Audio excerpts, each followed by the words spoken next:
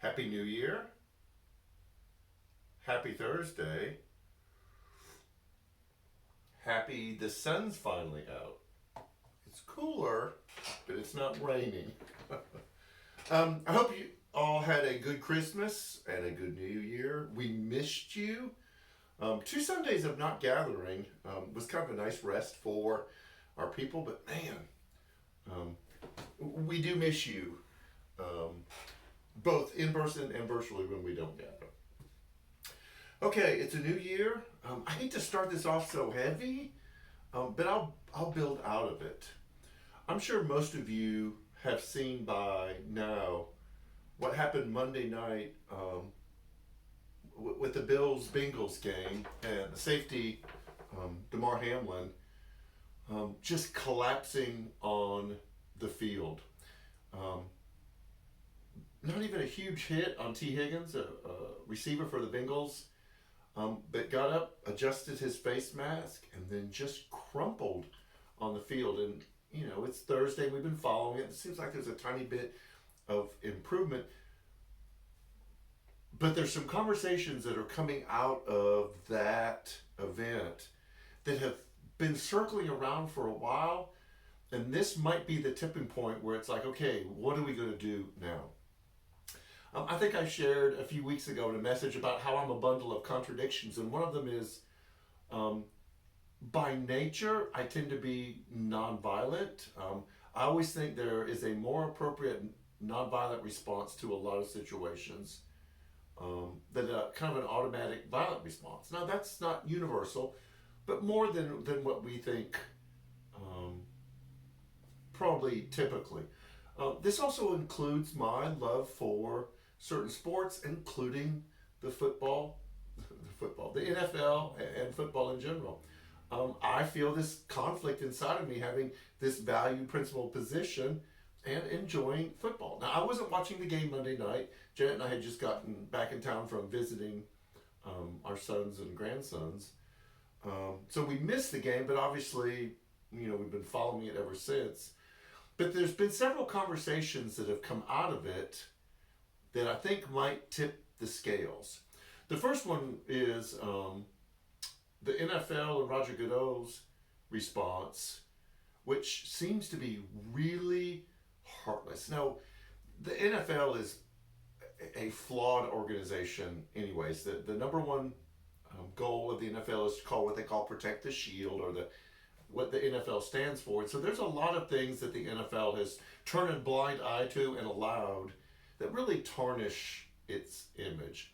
And one of the top things on the list, in addition to turning a blind eye to domestic abuse, horrible behavior on the players' parts, is the number of injuries in the sport. They've hidden information about traumatic brain injuries, about concussions, about other injuries.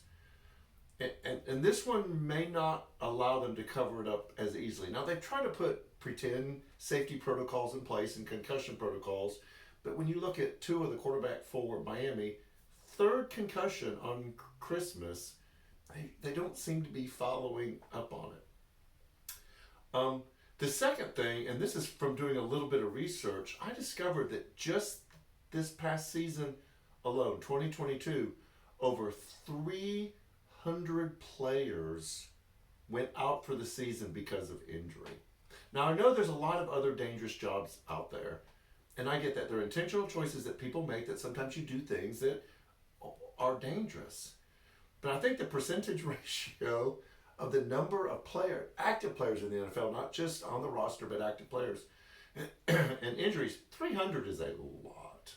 So this is what's happening. Because of the injury to Damar Hamlin, there's some questions being asked about, well, what does this cause us to do looking forward? We've got to get through the playoffs, which start this weekend, Super Bowl in February, and then the season next year, or this year, next season, is what do we have to change? What do we have to do differently? Now that we've had this thing happen, we can't just pretend like it's not there. We've got to respond because of the severity of what happened to Damar. Um, it's such a timely example as we enter into a new year, is asking this question. As I start a new year, do I have the same tipping point in my life that begins to reveal some things that I've turned a blind eye to that I just need to hunker down and address?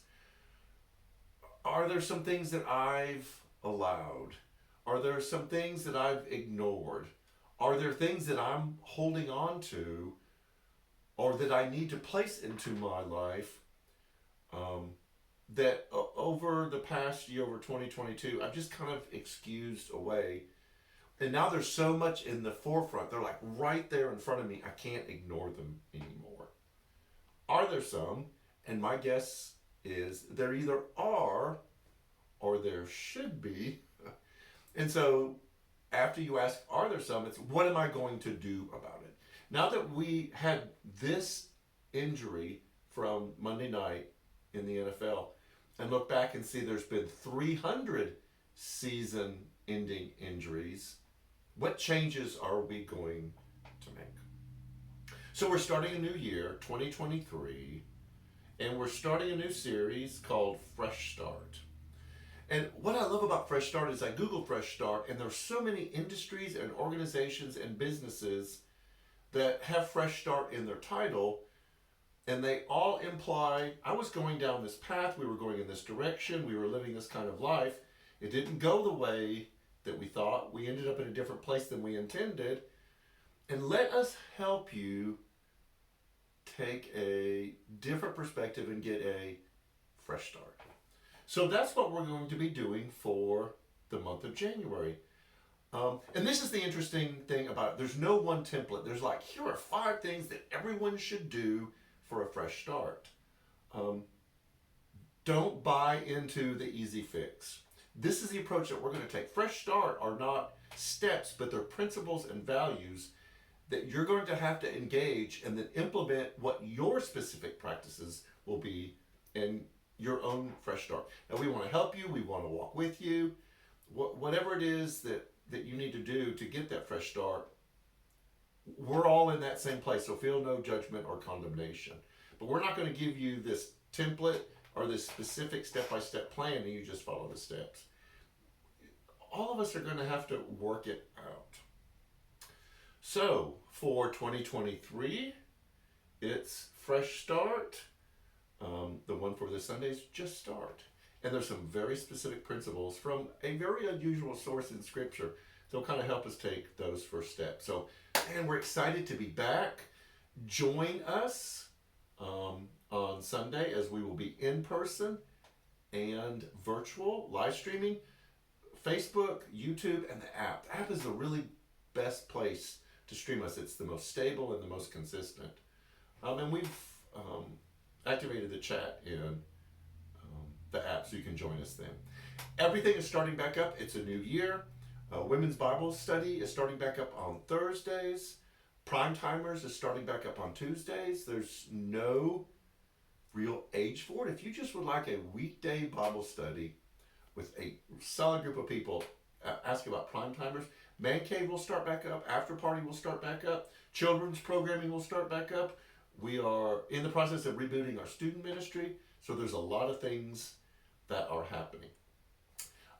Let me remind you about this too. We took a big risk in canceling 2 Sundays, Christmas Day and New Year's Day. But our volunteers needed it, our staff needed a break, even though our staff still had to handle a lot of things behind the scenes during the holidays. We needed the downtime. The risk was we knew that we would have 2 Sundays without giving. Now, some of you were very faithful, and we thank you because we had a septic system, we had an air conditioning unit we had to repair, and we had a frozen pipe pump well that had to be capped. So we got to take care of that also. Everything else in the church, we did all the precautions, so there's nothing inside the church. It was just something that predated most of us.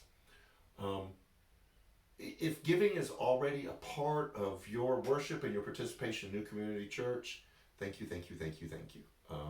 The new budget is finished It's available upon request if you're interested in it. But if you're a little bit behind, or if you haven't really started a giving program for us, we'd love for you to do that. Not only for some of the housekeeping stuff, but for some of the new ministries and new things that we're going to implement in 2023. And so we'd like to encourage you to do that. I know this ran a little bit long. I still got some stuff that I've got to do. But 2023, a fresh start. And we hope that you join us as we walk on this journey about some things that we can know and understand and practice to help us move in that direction. So enjoy the sun. Stay warm. We'll see you Sunday, and take care.